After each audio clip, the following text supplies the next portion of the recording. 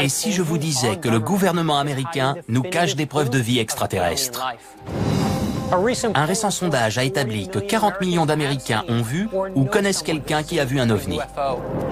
Mais nos responsables militaires et politiques continuent de nier leur existence. Aujourd'hui, des gens qui sont dans la place acceptent enfin de briser le silence et de nous révéler ce qu'ils savent et pourquoi ils l'ont caché. De tous les sujets que vous m'avez demandé d'aborder, voici l'un des plus brûlants. Que c'est le gouvernement de la vie extraterrestre?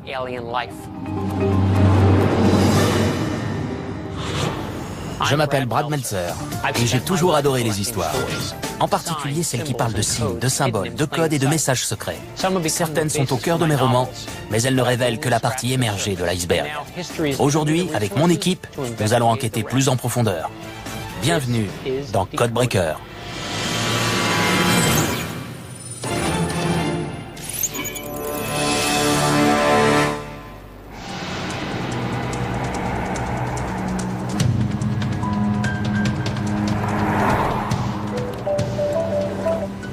Coucou Brad. Salut Brad.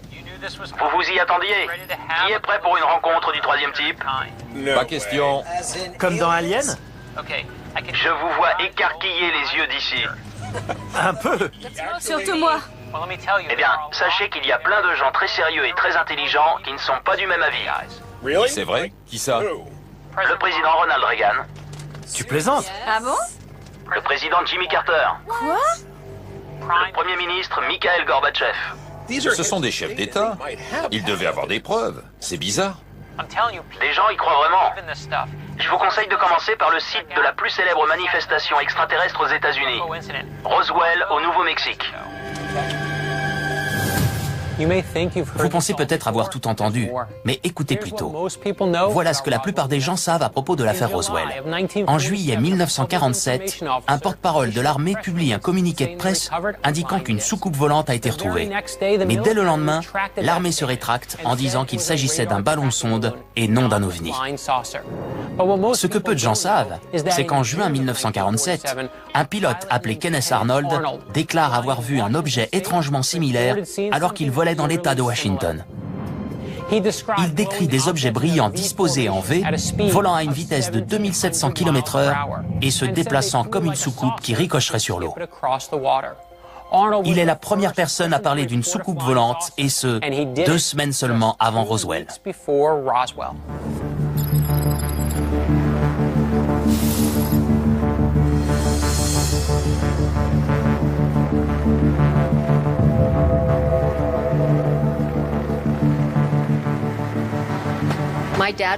Mon père s'appelait Walter Haut.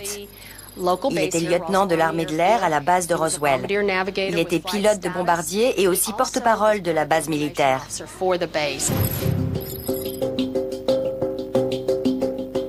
Le 8 juillet 1947, le colonel Blanchard l'a convoqué pour lui demander de publier un communiqué de presse déclarant qu'ils avaient trouvé une soucoupe volante. Le communiqué disait « On a une soucoupe volante en notre possession et on l'a remise à notre état-major ». Mais il y a eu un démenti. Le lendemain, le général Rémy déclarait qu'il s'agissait d'un ballon-sonde, qu'il y avait eu une erreur. Et à partir de là, l'affaire a été classée secrète.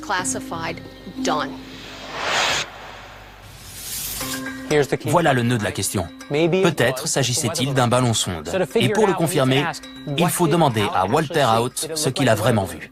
Il y a une chose que vous devez savoir. À l'époque de Roswell, les ballons-sondes étaient en néoprène, un caoutchouc élastique et léger, et pesaient moins de 500 grammes. Une petite nacelle en nylon attachée à son train contenait un transmetteur de données. Ces engins n'étaient pas plus élaborés que ça. Walter Haut a décrit un objet inconnu et indestructible. Un pilote militaire accompli peut-il vraiment confondre un vaisseau spatial avec un ballon-sonde de 500 grammes? Avez-vous demandé franchement à votre père? Alors papa, qu'est-ce que tu as vu exactement? Il a eu les débris entre les mains. Je lui ai demandé des détails sur la soucoupe. Il a dit qu'elle faisait plus de 6 mètres de diamètre et que c'était impossible de la brûler, de la démonter ou de la découper. Pour moi, ça voulait bien dire qu'elle venait d'ailleurs. Votre père a-t-il vu les corps? Il a vu quelque chose sous une bâche dans le hangar. Il a parlé de grands yeux noirs, de fentes à la place des narines, de la bouche et des oreilles. Il a dit qu'ils avaient 4 longs doigts et de longs bras, ce qui me paraît assez précis pour quelqu'un qui n'a rien vu. Pensez-vous que le gouvernement cache quelque chose? Mon avis et l'avis des 3/4 des gens qui visitent ce musée, c'est que oui, ils cachent quelque chose. Je pense que des visiteurs sont venus et que les extraterrestres existent.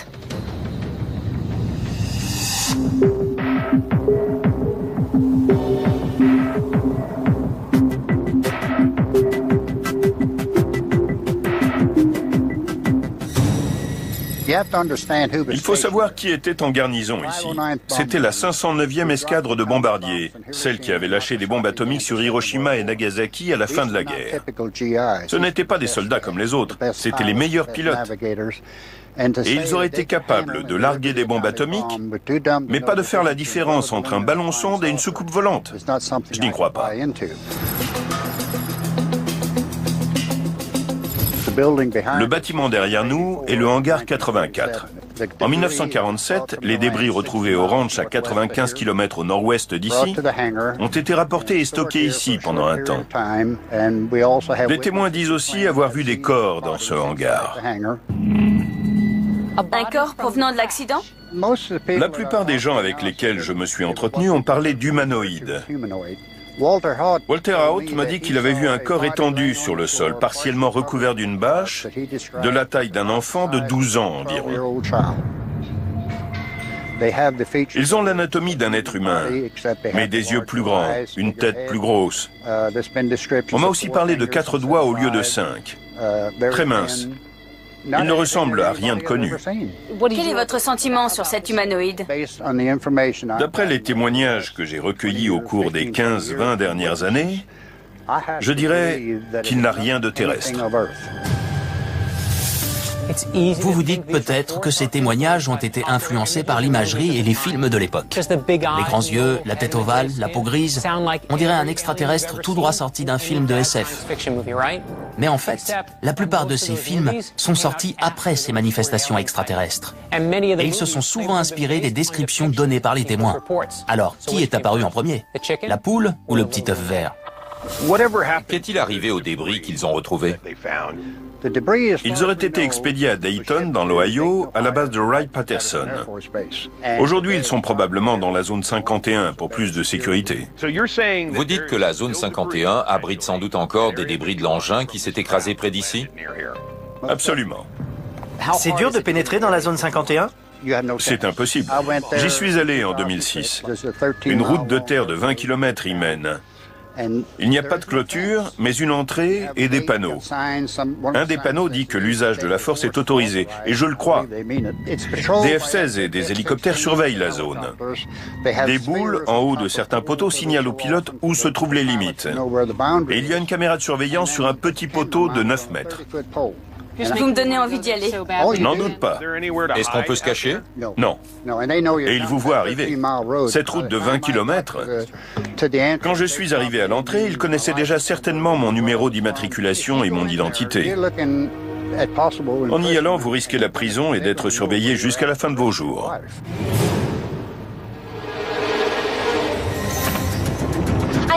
On nous cache quelque chose. Mais ce que je n'arrive pas à savoir, c'est quand ça a commencé. On peut partir du premier communiqué de presse. Julie Schuster nous a dit que son père l'avait rédigé et qu'avant la fin de la journée, l'armée s'était rétractée et avait préparé un autre communiqué. Je suis d'accord. Il s'est passé quelque chose, mais quoi exactement? Un objet volant bizarre.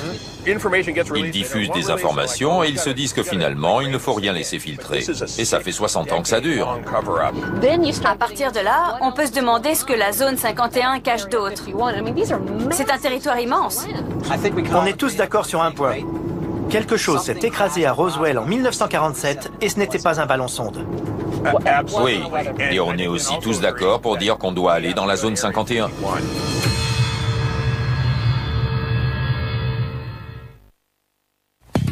Notre enquête sur la possible dissimulation de manifestations extraterrestres nous mène directement à un endroit, la zone 51. Même si elle a servi de terrain d'aviation militaire dans les années 40 et accueilli un avion espion de la CIA et des essais nucléaires à partir des années 50, le gouvernement en a toujours nié l'existence jusqu'au 14 juillet 2003. Avant que Buddy, Christine et Scott ne tentent de pénétrer dans un des endroits les plus secrets des États-Unis, on a trouvé des personnes qui travaillent là-bas et qui ont accepté de nous parler. On m'a dit que ce que j'allais surveiller était plus confidentiel que la bombe atomique.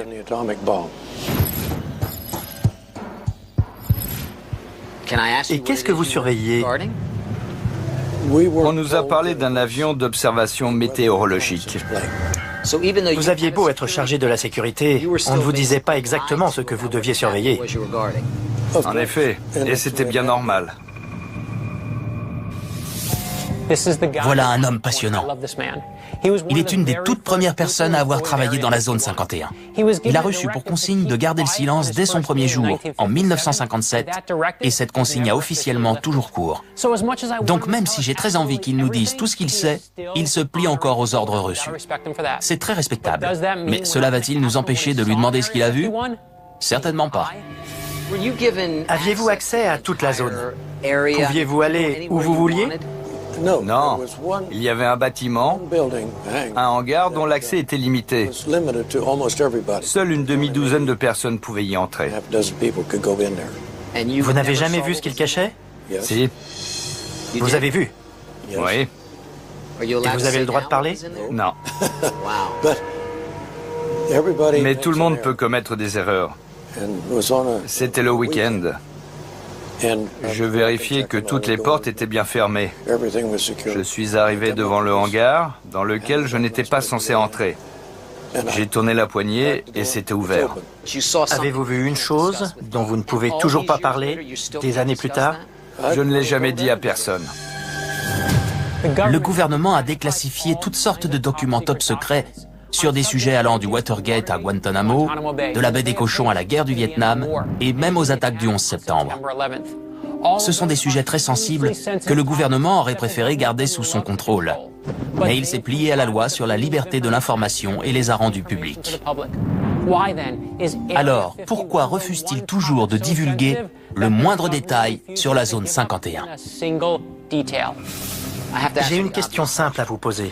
Au cours des années où vous avez travaillé dans la zone 51, avez-vous vu ou entendu parler d'engins ou de créatures extraterrestres? Non. Jamais. Non. Vous le diriez si c'était le cas? Non. Et les autres membres du personnel, ils gardaient tous le silence aussi scrupuleusement que vous? Je n'ai pas envie de vous suivre sur ce terrain qui est très sensible.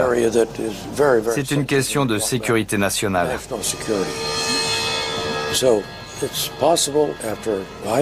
Après mon départ, il aurait mieux valu que le secret de la mission de Bob Lazar soit mieux gardé. Car beaucoup moins de gens seraient au courant aujourd'hui. Bob Lazar est une figure fascinante et controversée. Quand on parle de lui, on a du mal à distinguer la fiction de la réalité. Il dit être un physicien diplômé des plus grands instituts technologiques des États-Unis. Il aurait créé un véhicule avec un moteur d'avion capable de rouler à plus de 320 km/h.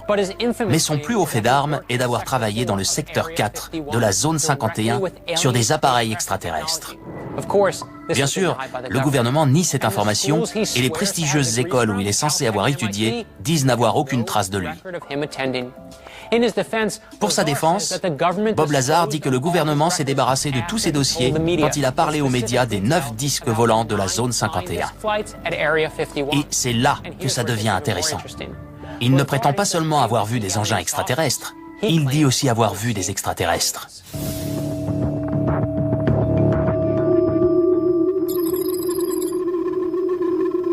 Concernant la zone 51, il y a un nom qui revient tout le temps, Bob Lazar. Vous étiez ami avec lui? Oui, j'ai rencontré Bob pendant l'été 1988. Il nous a emmenés voir une des soucoupes volées.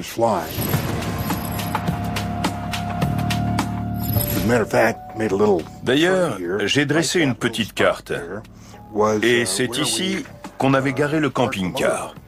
Vous avez pris un camping-car pour aller voir une soucoupe volée? Exact. Avec Bob Lazar. Oui, j'ai installé mon télescope. On était à peu près dans cette position. On a regardé en direction des montagnes et on a vu cette soucoupe arriver et aller vers la gauche, vers la droite. Ça arrivait souvent?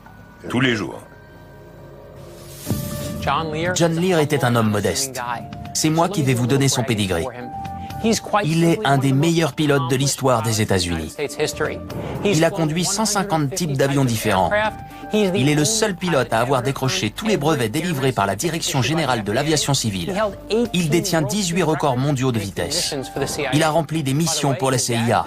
Et son père, Bill Lear, a inventé un avion appelé Learjet. Alors quand on parle aviation, peu de personnes sont aussi qualifiées que John Lear. S'il y a effectivement des soucoupes volantes et des extraterrestres dans la zone 51, qu'est-ce qu'ils en font? On utilise la technologie que les extraterrestres nous fournissent. On étudie leurs engins pour comprendre comment les fabriquer. C'est ça, on fait appel à la rétro-ingénierie. Mais ils ont des millions d'années d'avance sur nous. Pensez-vous que l'entreprise de votre père a participé à ces recherches après l'accident de Roswell? J'en suis convaincu. Au début de sa carrière, mon père était à la tête d'une entreprise spécialisée dans l'électronique. Ensuite, il a créé sa propre entreprise et il était très impliqué dans tout ce qui se passait. Il a participé à différents projets. Une minute. Si John Lear dit vrai, alors on a une réponse. Pourquoi le gouvernement veut-il nier l'existence des extraterrestres? Parce qu'il leur emprunte leur technologie. Et avant de lever les yeux au ciel, pensez un instant au contexte historique. On est alors en pleine escalade de la guerre froide qui se livre à grand renfort d'espionnage, de science et d'armes futuristes. Dans ce contexte, n'est-il pas naturel qu'un pays fasse tout ce qu'il peut pour conserver un avantage technologique sur son ennemi? Une chose est sûre, en juillet 1947, un objet atterrit à Roswell et est rapidement évacué par l'armée. 3 mois plus tard, Chuck Yeager accomplit un exploit que les scientifiques pensaient jusque-là impossible. Il franchit le mur du son en atteignant la vitesse de 1240 km/h. John Lear prétend que son père a eu des contacts avec des extraterrestres et créé le premier téléphone portable dans les années 1940. C'était avant la télévision en couleur, les valises à roulettes, et à une époque où les médecins pensaient que les cigarettes étaient bonnes pour la santé. En 1969, l'entreprise de John Lear fait un petit pas pour l'homme, un grand pas pour l'humanité, en inventant un téléphone portable que Neil Armstrong utilisera pour envoyer un message depuis l'espace. Vous me suivez ? John, la plupart des gens qu'on a rencontrés et qui étaient chargés de la sécurité de la zone 51 refusent de dire ce qu'ils ont vu. Pourquoi Bob Lazar a-t-il brisé le silence? Il estimait que la population devait savoir ce qui se passait. Qu'un fait aussi important, qui concernait chacun d'entre nous, ne pouvait pas être gardé secret. Permettez-moi de faire une petite parenthèse. Savez-vous ce qu'a fait Bob Lazar après ses prétendues rencontres avec des extraterrestres? Il a créé une société qui vend des produits scientifiques, comme du minerai radioactif, des aimants surpuissants et de l'aérogel, le matériau le plus léger au monde. Sa densité est si faible qu'il n'est que 3 fois plus lourd que l'air, mais il peut supporter 1000 fois son poids et son point de fusion est de 1204 degrés Celsius. Je sais que ça peut paraître fou, mais les gens qui prétendent avoir été en contact avec des extraterrestres parviennent souvent à élaborer des matériaux et des technologies jusque-là inédits. Comment peuvent-ils garder un secret si longtemps? Ils savent très bien garder un secret. Ils en avaient déjà l'habitude bien avant l'affaire Roswell. Ils ont tellement bien tout dissimulé que rien ne transpirera tant qu'ils ne l'auront pas décidé. Vous n'avez pas idée de tout ce que vous ignorez. Jusqu'ici, notre enquête sur ce qui semble être une dissimulation de manifestations extraterrestres par le gouvernement américain nous a permis de recueillir d'incroyables témoignages sur des engins et des corps extraterrestres. Officiellement, tout ce que le gouvernement accepte de dire sur la zone 51, c'est qu'il s'agit d'un site d'exploitation dans le Nevada. Mais on a eu la confirmation que l'armée de l'air et la CIA y testaient des avions et des armes. Certains disent que cet endroit abrite aussi des débris de l'OVNI et des extraterrestres qui ont péri en s'écrasant sur Terre. D'autres avancent même que ces extraterrestres ne sont pas morts. La zone 51 n'apparaît jamais sur les cartes officielles du gouvernement, ni sur les cartes aériennes ou marines. Mais selon la rumeur, il existerait une compagnie aérienne secrète pour transporter les employés du site. L'aéroport se trouverait sur un terrain d'aviation totalement caché au regard, sauf si on sait où regarder.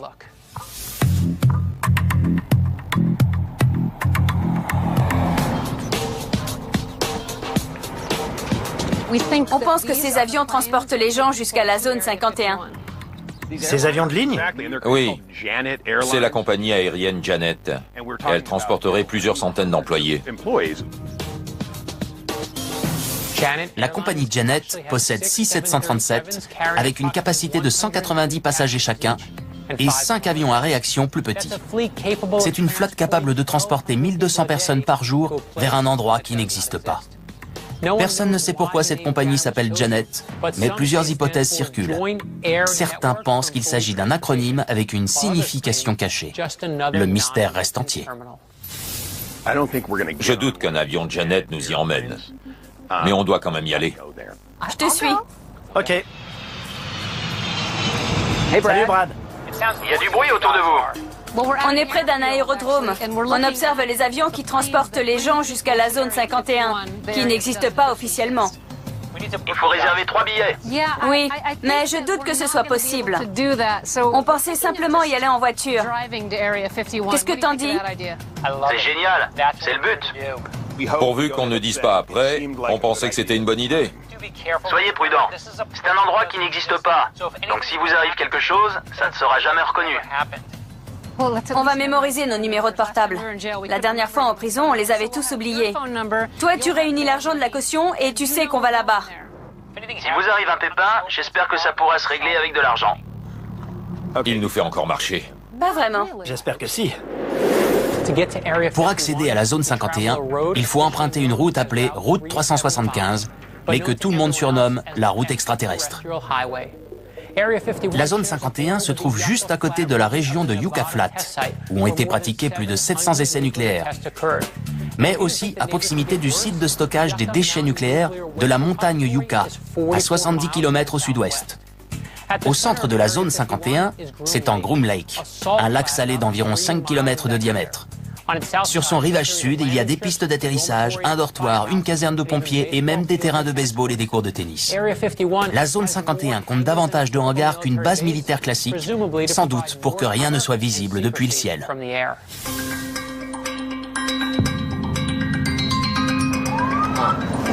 Bien. Pourquoi on doit se ranger? Ils en ont pas après nous. Mais il y a plein de voitures de police avec les sirènes allumées. Elles viennent de la zone 51? À quelques kilomètres de la zone 51, on a vu un cortège de voitures de police arriver à toute allure, gyrophares et sirènes allumées. On s'est arrêté et on n'en a pas cru nos yeux. Il y a un énorme truc blanc qui vient par ici. Regardez ça!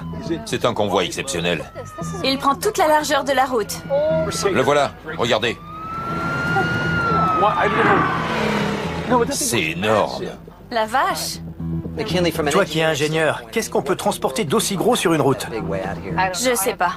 J'ai fait convoyer des turbines et des générateurs pour des centrales électriques, mais ils étaient plus petits. Et avec autant de policiers? Ah non, jamais. Mais quand on veut vraiment cacher quelque chose, on s'arrange pour que personne ne voit rien, non? Donc qu'est-ce que c'est et où ça va? On sait d'où ça venait. Ouvrez l'œil, les amis. Ce n'est pas facile à trouver. Non. C'est la bonne route, sûr? Je voudrais pas tomber en panne ici. Ça ne figure pas sur le GPS. On se dirige plein ouest? Ouais. Ça devrait être bon. Je n'ai jamais rien vu d'aussi désert, même pas à Toundra en Alaska. On ne se croirait pas sur Terre. L'endroit idéal pour accueillir des extraterrestres. Ils peuvent cacher tout ce qu'ils veulent dans la zone 51. Regardez comme c'est difficile d'accès. Les plus chanceux y vont en avion. Il y a un panneau juste là. Attention, installation de l'armée de l'air américaine. Peine maximum encourue, $1000 d'amende, 6 mois de prison ou les deux. Aucune exception. Aucune exception, c'est-à-dire? Je crois qu'il y a 2 personnes dans cette voiture. Quelle voiture? Sur la colline. Ah oui. Je n'aime pas ça du tout. Vous voulez aller voir ce qui se passe? J'y vais. C'est bon? Il ne bouge toujours pas.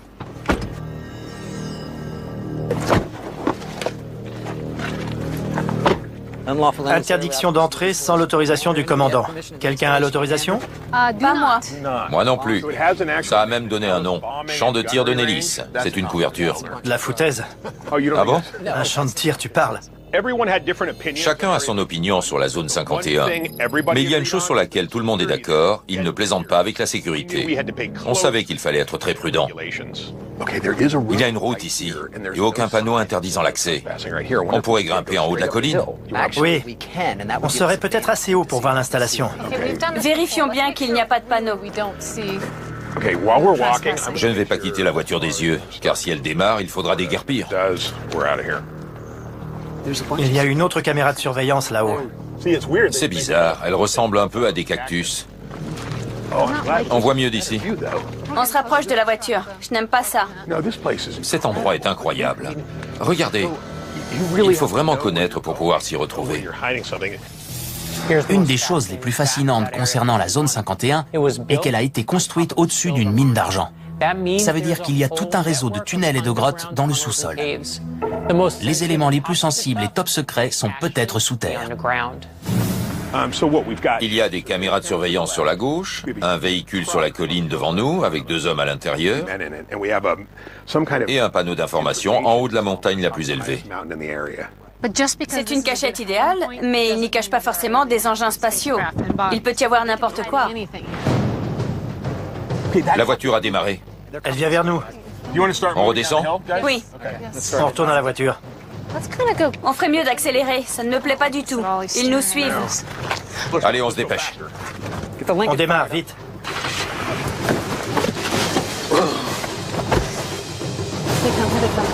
Ils font des appels de phare.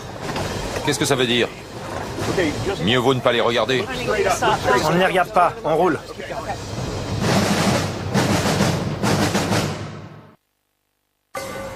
On cherche des preuves de vie extraterrestre. Mais on a découvert que le gouvernement les avait peut-être déjà trouvées. Maintenant, la question est de savoir de quelles informations ils disposent et pourquoi ils refusent de les divulguer. En tant que pilote, avez-vous déjà vu quelque chose que vous n'avez pas pu expliquer ou comprendre? Des phénomènes étranges, non. Mais j'ai un très bon ami, qui est aussi un excellent pilote, qui a vu un ovni non pas dans le ciel, mais au sol. Il m'a juré qu'il était posé dans une clairière, juste à côté de l'endroit où il campait. Je crois qu'il a vu quelque chose. Mais est-ce que c'était un ovni? Je n'en sais rien. Je ne pense pas qu'il l'ait signalé à qui que ce soit d'ailleurs, pour des raisons évidentes. Lesquels? Vous vous imaginez aller voir votre commandant et lui dire « Pendant que je campais ce week-end, j'ai vu un ovni ?» Votre métier consiste à manipuler des armes nucléaires. On risque de vous démettre de vos fonctions tant qu'on n'a pas tiré cette histoire au clair et établi que vous étiez encore sain d'esprit. Et croyez-moi, aucun aviateur n'a envie de se faire remarquer. On préfère faire notre boulot. Alan, on est allé à Roswell et on a discuté avec des gens. On a vu ces fameuses photos montrant ces disques volants qui ressemblent à des ovnis. Comment expliquez-vous ces images et les ovnis? Eh bien, dans l'armée de l'air, ils avaient un projet appelé Blue Book. Tous les objets volants non identifiés étaient étudiés par cette commission. Le projet Blue Book était une commission secrète de l'armée de l'air créée en 1952 afin de déterminer si les ovnis constituaient une menace pour la sécurité du pays. 12 618 rapports ont été étudiés.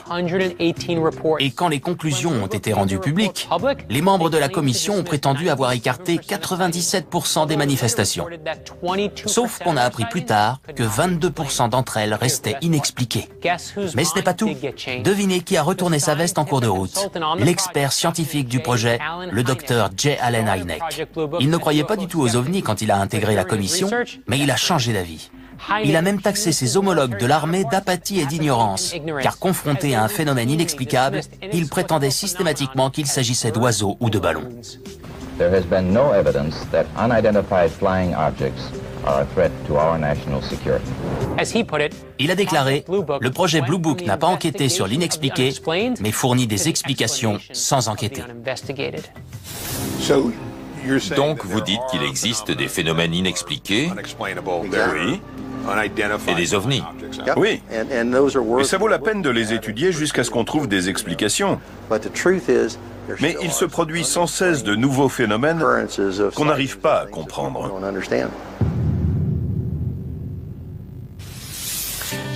Le gouvernement prétend ne disposer d'aucune preuve de vie extraterrestre dans ses dossiers.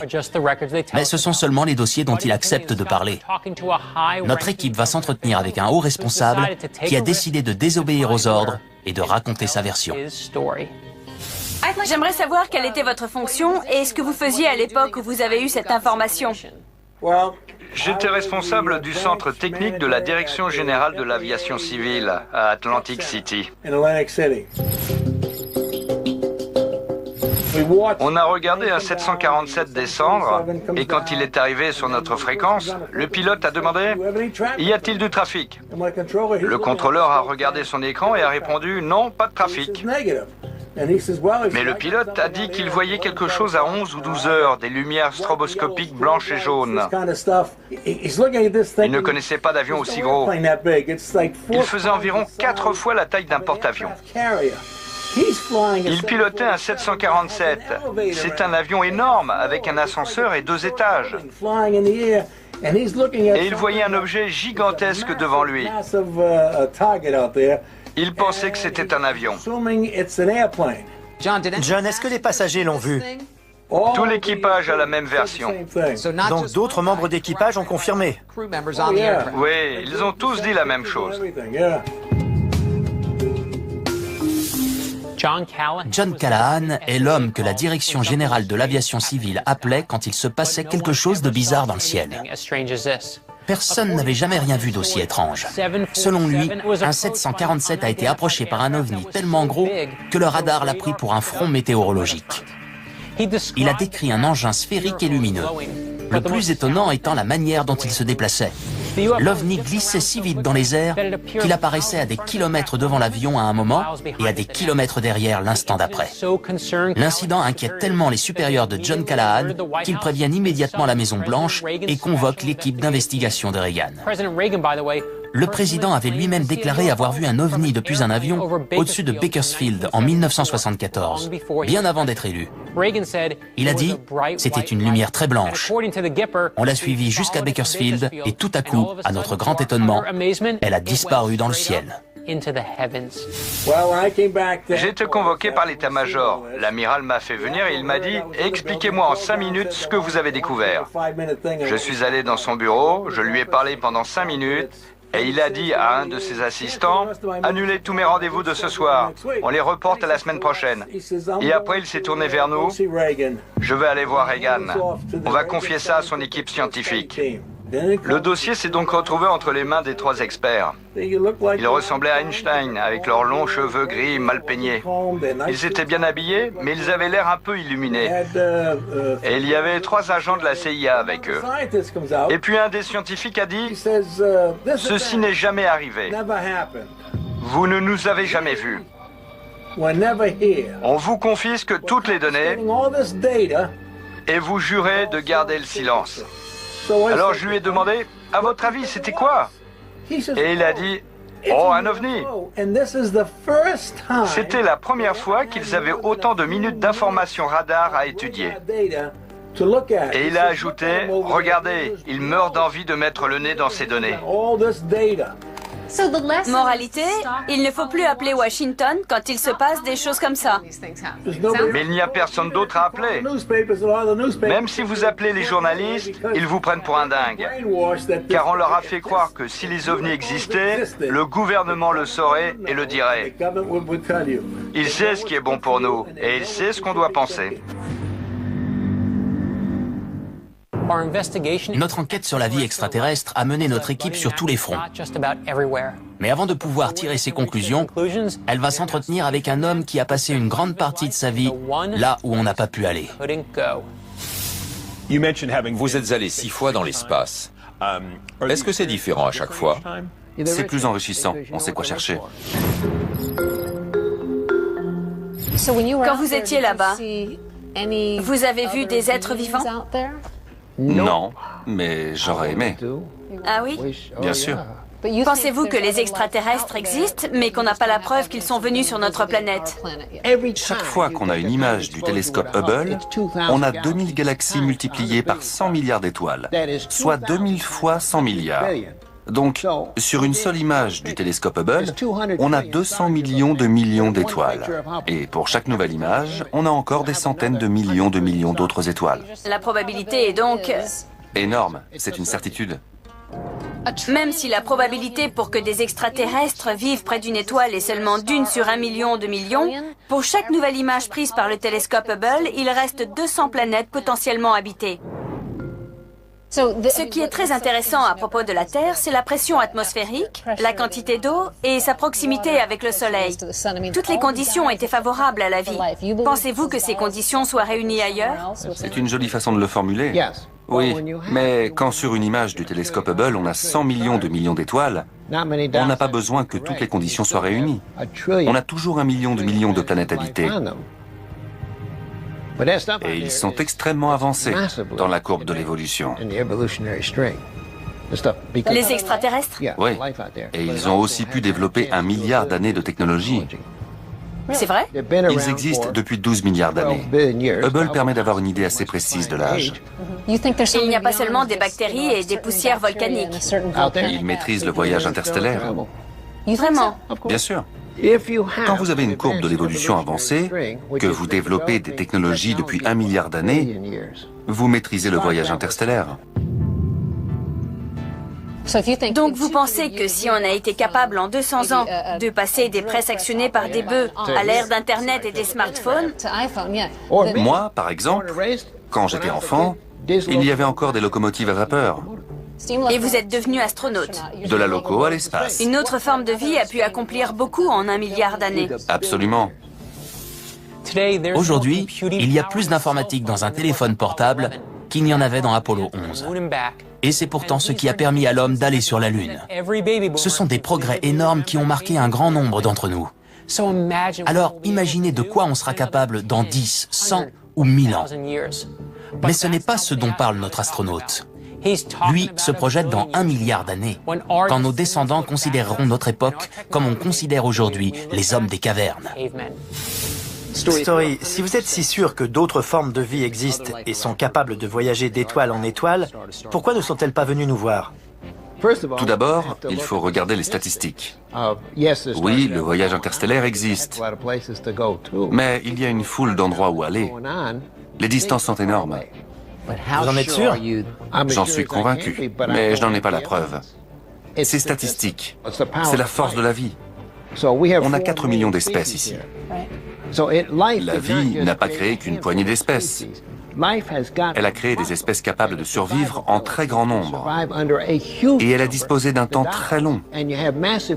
Donc la vie est partout. Quelque part ailleurs qu'ici. Oui. L'équipe a enquêté sur les manifestations extraterrestres les plus connues et obtenu des informations peu connues.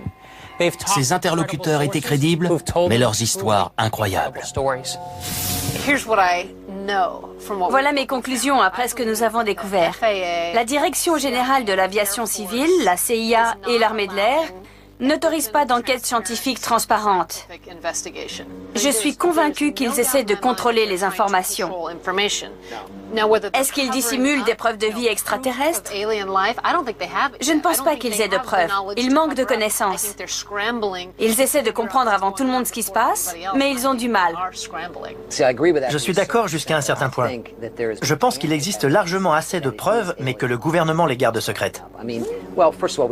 Pour commencer, on a le témoignage très crédible d'un pilote japonais qui a décrit ce qui ne peut être qu'un vaisseau spatial. Ce type avait tout à perdre en racontant ce qu'il a vu. Des sources militaires fiables ont dit avoir été informées qu'une soucoupe volante s'était écrasée à Roswell, mais elles ont dû changer de version. Qu'on essaye de garder des secrets militaires pour notre sécurité, c'est une bonne chose. Mais je pense qu'il existe des preuves crédibles, comme l'a montré notre enquête.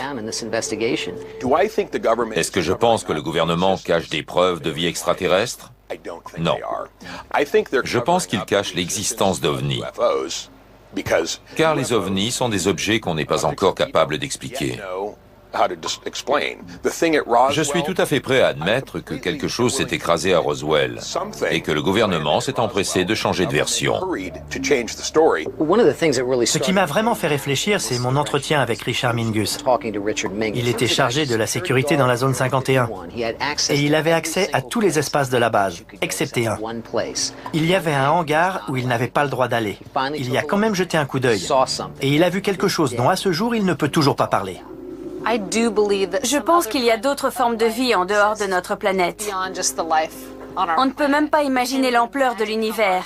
Mais quelque part, les conditions doivent être réunies pour qu'une autre forme de vie existe. Je suis complètement d'accord avec toi. Une forme de vie extraterrestre doit exister. On entend beaucoup de choses qui sont simplement le fruit de l'imagination de certaines personnes un peu dérangées. Mais j'ai découvert trop de preuves au cours de cette enquête pour penser que ça n'existe pas. Ça me ramène à notre conversation avec Story Musgrave. On l'a regardé droit dans les yeux. Avez-vous vu quelque chose? Après un moment, il a répondu « Non, mais j'aurais aimé ». Alors j'ai une question. Pensez-vous que les extraterrestres existent quelque part dans l'univers? J'ai vu un ovni. Tu plaisantes. On ne dit pas facilement qu'on a vu un ovni pour tout un tas de raisons. De peur de passer pour un dingue. Oui, j'étais enfant. Je devais avoir 8 ans. J'étais en voiture avec ma famille. Mon père a regardé le ciel et il s'est immédiatement arrêté. Il y avait un énorme objet brillant et ovale dans le ciel. Il était éclairé de l'intérieur. On aurait dit qu'il y avait des flammes tout autour. On s'est arrêté. Beaucoup d'autres voitures se sont arrêtées aussi. Tout le monde avait les yeux rivés sur cet objet et personne n'avait la moindre idée de ce que c'était. Je vais être franc, Buddy. Si tu m'avais raconté cette histoire avant qu'on commence cette enquête, je me serais inquiété pour ta santé mentale. Mais après tout ce qu'on a appris, tout ce qu'on a vu et tout ce que les gens nous ont dit, c'est incroyable. C'est une des choses les plus incroyables qui me soit arrivée dans mon enfance. Je ne fais pas de cauchemar ni rien du tout, mais ça m'interpelle. Est-ce que ça venait d'une autre planète? Ouais. Je n'en sais rien. La plupart des étoiles de notre univers sont à plus d'1 millier d'années-lumière.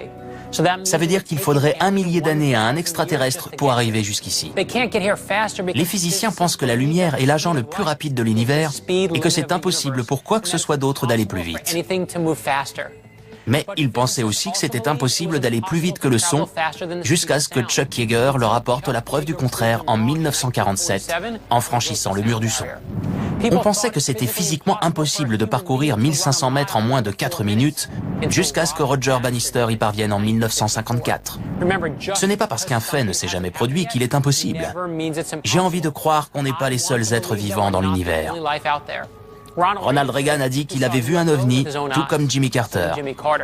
Et Stephen Hawking, un des plus grands physiciens de tous les temps, estimait que c'était une impossibilité mathématique de considérer qu'il n'y avait pas d'autre forme de vie. Écoutez bien ce qu'il disait, car il donnait en même temps un avertissement. Il suffit de nous regarder pour voir comment une vie intelligente peut se développer en quelque chose que nous n'aimerions pas rencontrer. Et il poursuit, si des extraterrestres venaient nous rendre visite, je crois que le résultat serait semblable à celui de l'arrivée de Christophe Colomb en Amérique, qui ne s'est pas très bien terminé pour les Amérindiens. Donc, même si on a très envie d'y croire, la prudence est de mise.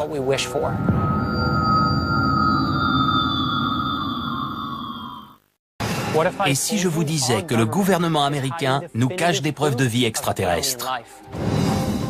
Un récent sondage a établi que 40 millions d'Américains ont vu ou connaissent quelqu'un qui a vu un ovni. Mais nos responsables militaires et politiques continuent de nier leur existence. Aujourd'hui, des gens qui sont dans la place acceptent enfin de briser le silence et de nous révéler ce qu'ils savent et pourquoi ils l'ont caché. De tous les sujets que vous m'avez demandé d'aborder, voici l'un des plus brûlants. Que c'est le gouvernement de la vie extraterrestre?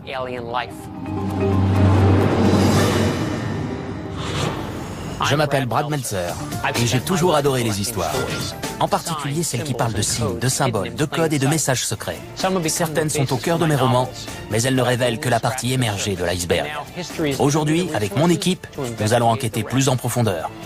Bienvenue dans Codebreaker.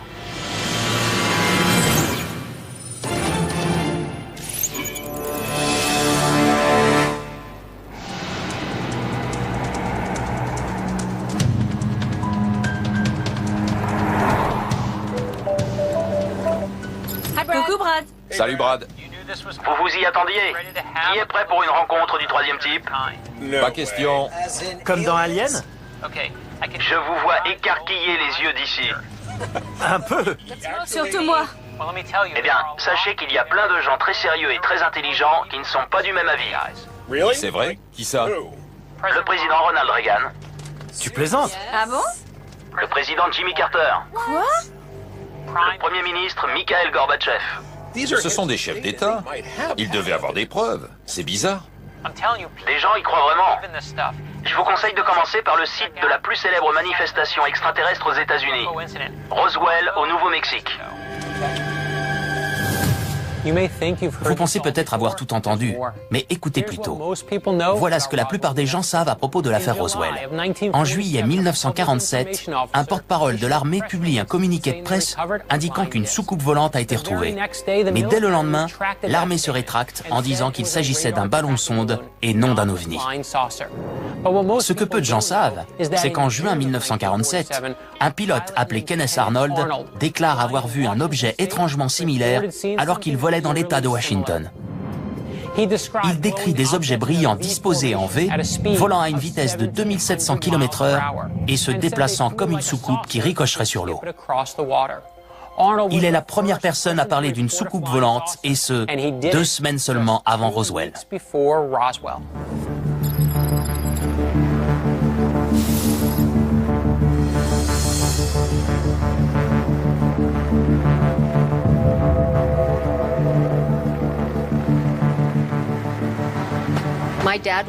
Mon père s'appelait Walter Haut. Il était lieutenant de l'armée de l'air à la base de Roswell. Il était pilote de bombardier et aussi porte-parole de la base militaire.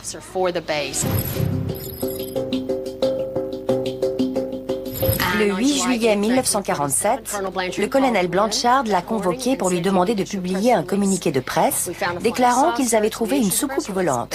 Le communiqué disait « On a une soucoupe volante en notre possession et on l'a remise à notre état-major ». Mais il y a eu un démenti. Le lendemain, le général Rémy déclarait qu'il s'agissait d'un ballon-sonde, qu'il y avait eu une erreur. Et à partir de là, l'affaire a été classée secrète.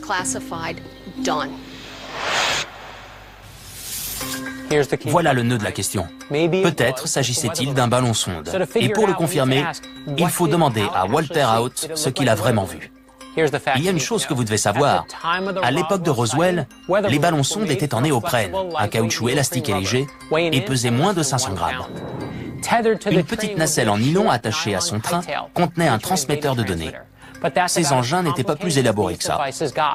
Walter Haut a décrit un objet inconnu et indestructible.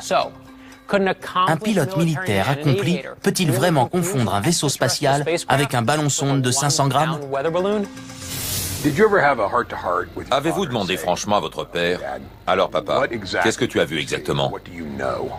Il a eu les débris entre les mains. Je lui ai demandé des détails sur la soucoupe. Il a dit qu'elle faisait plus de 6 mètres de diamètre et que c'était impossible de la brûler, de la démonter ou de la découper. Pour moi, ça voulait bien dire qu'elle venait d'ailleurs. Votre père a-t-il vu les corps? Il a vu quelque chose sous une bâche dans le hangar. Il a parlé de grands yeux noirs, de fentes à la place des narines, de la bouche et des oreilles. Il a dit qu'ils avaient 4 longs doigts et de longs bras, ce qui me paraît assez précis pour quelqu'un qui n'a rien vu. Pensez-vous que le gouvernement cache quelque chose? Mon avis, et l'avis des 3/4 des gens qui visitent ce musée, c'est que oui, il cache quelque chose. Je pense que des visiteurs sont venus et que les extraterrestres existent.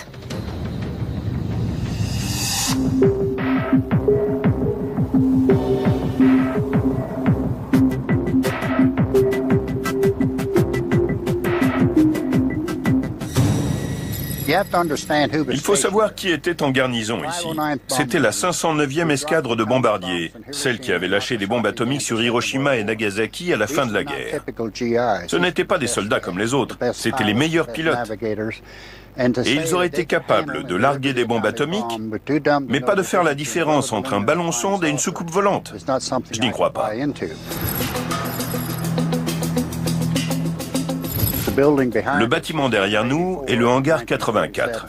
En 1947, les débris retrouvés au ranch à 95 km au nord-ouest d'ici ont été rapportés et stockés ici pendant un temps. Les témoins disent aussi avoir vu des corps dans ce hangar. Un corps provenant de l'accident? La plupart des gens avec lesquels je me suis entretenu ont parlé d'humanoïdes. Walter Haut m'a dit qu'il avait vu un corps étendu sur le sol, partiellement recouvert d'une bâche, de la taille d'un enfant de 12 ans environ. Ils ont l'anatomie d'un être humain, mais des yeux plus grands, une tête plus grosse. On m'a aussi parlé de 4 doigts au lieu de 5, très minces. Il ne ressemble à rien de connu. Quel est votre sentiment sur cet humanoïde? D'après les témoignages que j'ai recueillis au cours des 15-20 dernières années, je dirais qu'il n'a rien de terrestre. Vous vous dites peut-être que ces témoignages ont été influencés par l'imagerie et les films de l'époque. Les grands yeux, la tête ovale, la peau grise, on dirait un extraterrestre tout droit sorti d'un film de SF. Mais en fait, la plupart de ces films sont sortis après ces manifestations extraterrestres. Et ils se sont souvent inspirés des descriptions données par les témoins. Alors, qui est apparu en premier? La poule ou le petit œuf vert? Qu'est-il arrivé aux débris qu'ils ont retrouvés? Ils auraient été expédiés à Dayton, dans l'Ohio, à la base de Wright-Patterson. Aujourd'hui, ils sont probablement dans la zone 51 pour plus de sécurité. Vous dites que la zone 51 abrite sans doute encore des débris de l'engin qui s'est écrasé près d'ici? Absolument. C'est dur de pénétrer dans la zone 51? C'est impossible. J'y suis allé en 2006. Une route de terre de 20 km y mène.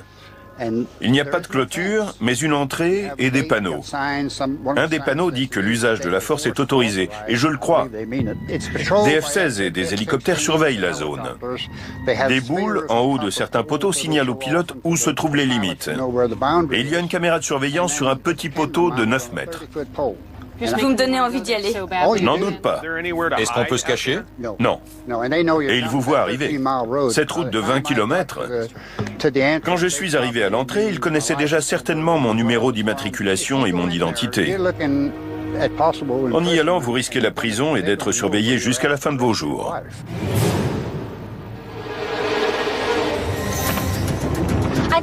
On nous cache quelque chose.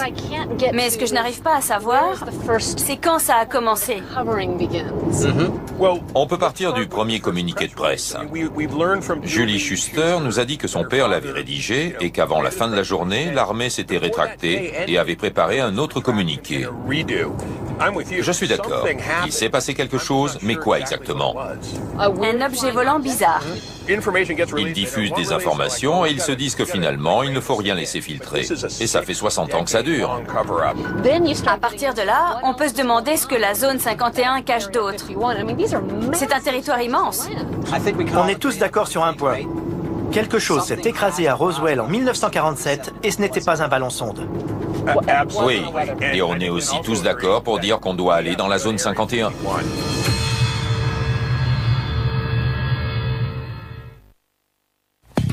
Notre enquête sur la possible dissimulation de manifestations extraterrestres nous mène directement à un endroit, la zone 51. Même si elle a servi de terrain d'aviation militaire dans les années 40 et accueilli un avion espion de la CIA et des essais nucléaires à partir des années 50, le gouvernement en a toujours nié l'existence jusqu'au 14 juillet 2003. Avant que Buddy, Christine et Scott ne tentent de pénétrer dans un des endroits les plus secrets des États-Unis, on a trouvé des personnes qui travaillent là-bas et qui ont accepté de nous parler. On m'a dit que ce que j'allais surveiller était plus confidentiel que la bombe atomique.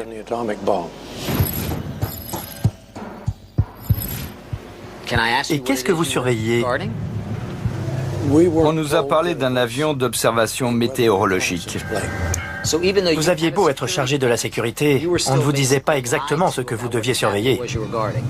En effet, et c'était bien normal. Voilà un homme passionnant. Il est une des toutes premières personnes à avoir travaillé dans la zone 51. Il a reçu pour consigne de garder le silence dès son premier jour, en 1957, et cette consigne a officiellement toujours cours. Donc même si j'ai très envie qu'il nous dise tout ce qu'il sait, il se plie encore aux ordres reçus. C'est très respectable. Mais cela va-t-il nous empêcher de lui demander ce qu'il a vu? Certainement pas. Aviez-vous accès à toute la zone? Pouviez-vous aller où vous vouliez? Non, il y avait un bâtiment, un hangar dont l'accès était limité. Seule une demi-douzaine de personnes pouvaient y entrer. Vous n'avez jamais vu ce qu'il cachait? Si. Vous avez vu? Oui. Et vous avez le droit de parler? Non. Mais tout le monde peut commettre des erreurs. C'était le week-end. Je vérifiais que toutes les portes étaient bien fermées. Je suis arrivé devant le hangar, dans lequel je n'étais pas censé entrer. J'ai tourné la poignée et c'était ouvert. Avez-vous vu une chose dont vous ne pouvez toujours pas parler des années plus tard? Je ne l'ai jamais dit à personne. Le gouvernement a déclassifié toutes sortes de documents top secrets sur des sujets allant du Watergate à Guantanamo, de la baie des Cochons à la guerre du Vietnam et même aux attaques du 11 septembre. Ce sont des sujets très sensibles que le gouvernement aurait préféré garder sous son contrôle. Mais il s'est plié à la loi sur la liberté de l'information et les a rendus publics. Alors, pourquoi refuse-t-il toujours de divulguer le moindre détail sur la zone 51? J'ai une question simple à vous poser. Au cours des années où vous avez travaillé dans la zone 51, avez-vous vu ou entendu parler d'engins ou de créatures extraterrestres? Non. Jamais. Non. Vous le diriez si c'était le cas? Non. Et les autres membres du personnel, ils gardaient tous le silence aussi scrupuleusement que vous? Je n'ai pas envie de vous suivre sur ce terrain.